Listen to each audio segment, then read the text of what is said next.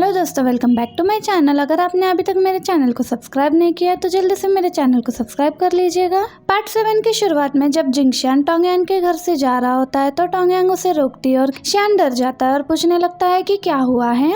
यांग उसे बोलती है कि तुम इतना डर क्यों रहे हो। शियान कहता है कि जब भी तुम मेरा पूरा नाम लेकर बुलाती हो तो मुझे पुराना टाइम याद आ जाता है जब तुम मेरे पढ़ाई ना करने पर मुझे क्रिटिसाइज किया करती थी। यांग उसे कहती है कि मुझे तुम्हें थैंक्स बोलना है, मैं पिछले कई सालों से काफी बिजी हूँ, तुमने मेरे पेरेंट्स का बहुत अच्छे से ख्याल रखा है, इसलिए मैं तुम्हें मेरे पेरेंट्स का ख्याल रखने के लिए थैंक्स बोलना चाहती हूँ। शिन कहता है कि कल सुबह हम बैडमिंटन खेलने वाले हैं तो क्या मैं तुम्हें सुबह पिक करने आ सकता हूँ। तो यांग उसे कहती है कि नहीं, मैं खुद ही आ जाऊंगी। शिनो से बाय बोलने के बाद यहाँ से चला जाता है। अगली सुबह जब यांग घर से निकलने वाली होती है तो इसको जाओ का कॉल आ जाता है। वो उसे कहता है कि क्या तुम फ्री हो, मुझे तुमसे कुछ कहना है। यांग कहती है कि मैं तुम्हें एक लोकेशन भेजती हूँ, तुम वहीं पर आ जाओ। चैंग, फांग और शियान यहाँ पर आ चुके होते हैं। शिंग यांग को मैसेज करते हुए कहता है कि तुम अगर लेट हो गई तो तुम हमें लंच करवाओगी। तो चैंगो से पूछती है कि क्या वो नहीं आ रही है। शियान कहता है कि मुझे लगता है कि वो अभी भी सो रही है। इस पर फांग हंसने लगता है और चैंग कहती है कि इसको उसकी रूटीन के बारे में कितना कुछ पता है।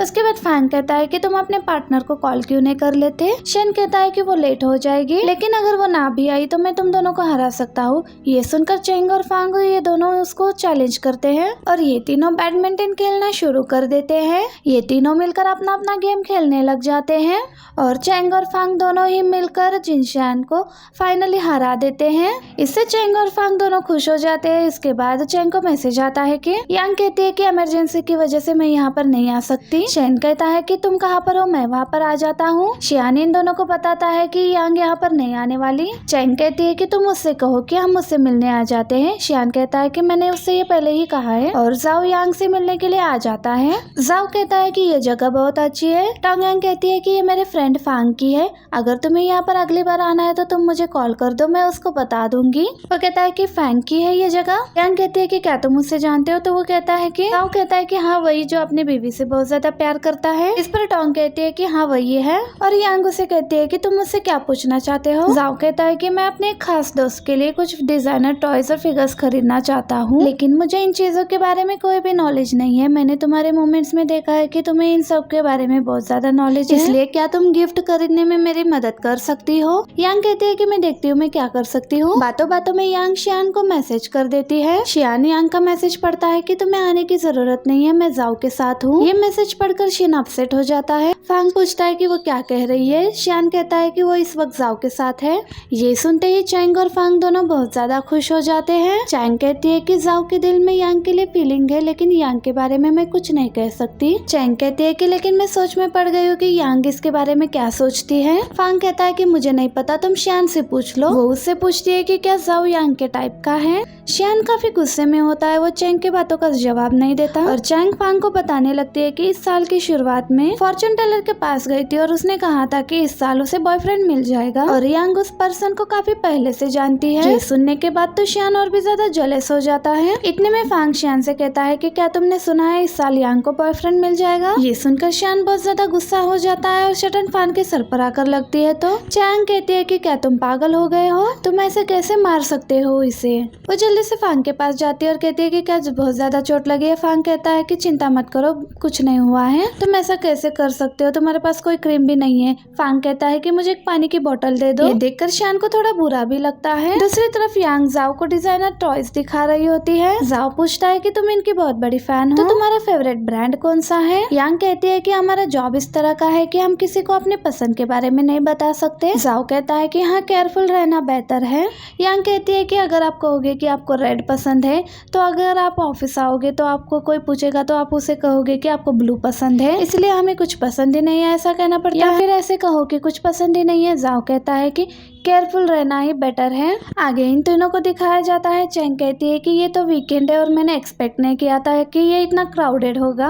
और फांग शियान को बुलाता है कि यहाँ पर आ जाओ, यहाँ पर वीकेंड ऑफर चल रहा है। शियान मना करते हुए आगे निकल जाता है। ये वहाँ से चला जाता है तो ये दोनों भी उसके पीछे पीछे आ जाते हैं। फांग उसे कहता है कि बहुत बढ़िया सा वीकेंड ऑफर चल रहा था वहाँ पर। शियान उनसे कहता है कि ये पैसों की बर्बादी है, वीकेंड ऑफर कुछ नहीं होता, ये वीकेंड स्कैम होता है। ये कहकर वहाँ से चला जाता है। चैंग फांग से कहती है कि ये कुछ वियर्ड बिहेव नहीं कर रहा है आज, और कहती है कि यहाँ पर यांग होती तो ये वही सिर्फ इसको हैंडल कर सकती है। रात में यांग शियान शियान को मैसेज करते हुए पूछती है कि तुम क्या कर रहे हो।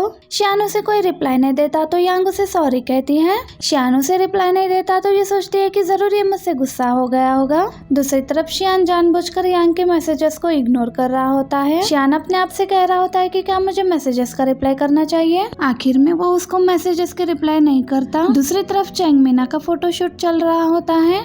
उसका फोटोशूट जैसे ही खत्म होता है वो सबको थैंक यू कहती है और उसकी मैनेजर उसको कॉफी ऑफर करती है, उसको भी थैंक्स कहती है।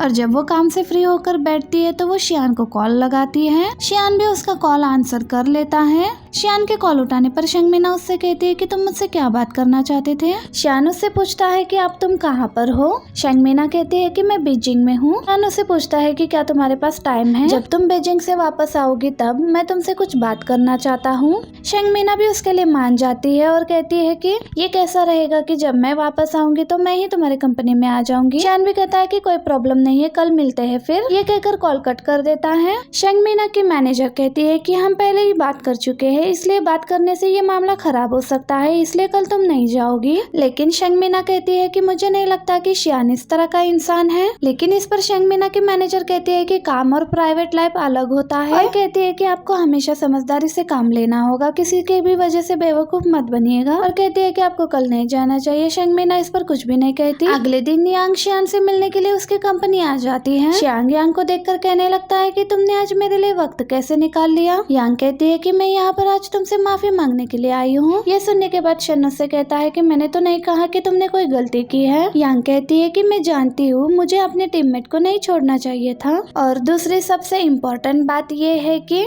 मुझे एक हैंडसम इंसान को अकेले नहीं छोड़ना चाहिए था एक कपल के साथ लड़ने के लिए। मैं इस बात के लिए बहुत ज्यादा गिल्टी और मुझे इसके लिए सजा तो मिलनी चाहिए। और फिर कहने लगते हैं कि आप प्लीज मान भी जाओ ना, अगली बार मैं उनको सच में तुम्हारे साथ मिलकर हराऊंगी। वो कहता है कि ठीक है। और वो कहता है कि आदमी हमेशा झूठ बोलता है। तो वो कहते हैं कि मैं तो एक लेडी हूँ ना, और उससे कहते हैं कि मैं अभी भी एक बेटर वुमेन हूँ। शियान कुछ कहता है उससे पहले वो प्रॉमिस करती है कि मैं अगली बार ऐसा कुछ नहीं करूंगी। शियान कहता है कि अगली बार ऐसा कुछ होता है, नेक्स्ट टाइम कोई भी तुम्हें बुलाए तो। इस पर यांग कहती है कि तुम्हें फर्स्ट हो, तुम्हें बॉस हो। वो उसे कहता है कि वो तुम्हें कंपेयर नहीं कर सकता है, और अगर तुम झूठ बोलोगी तो तुम हमेशा के लिए सिंगल रहोगी। इतने में उसको लिन की कॉल आ जाती है। लिन के साथ कुछ प्रॉब्लम हुआ होता है तो वो कहती है कि मैं अभी आ रही हूँ। कॉल कट होने के बाद शियान से कहती है कि अब तुम नाराज मत होना प्लीज, एक जरूरी काम से मुझे वापस जाना है। शियान नाराज हो जाता है तो ये कहती है कि तुम फिर से नाराज हो गए ना मुझ पर। वो कहती है कि कुछ तो कहो। वो कुछ नहीं कह रहा होता है तो वो कहती है कि मैं इसको हाँ मान लूंगी। वो जाने लगती है तो वो कहता है कि मैंने हाँ नहीं कहा है। वो बाय कहकर वासी चली जाती है और उसके लाई हुए खाने को देखकर कहता है कि ये खाना वेस्ट करना अच्छी बात नहीं है। ये कहकर खाना खाने लग जाता है और यहीं पर हमारा ये पार्ट भी एंड हो जाता है। वीडियो अच्छी लगे तो प्लीज वीडियो को ज्यादा से ज्यादा लाइक करिएगा ताकि मैं इसका नेक्स्ट पार्ट आपके लिए जल्द से जल्द लेकर आ सकूं, और चैनल को सब्सक्राइब करना ना भूलिएगा। मिलते हैं नेक्स्ट वीडियो में। Keep watching. Thank you. Bye bye.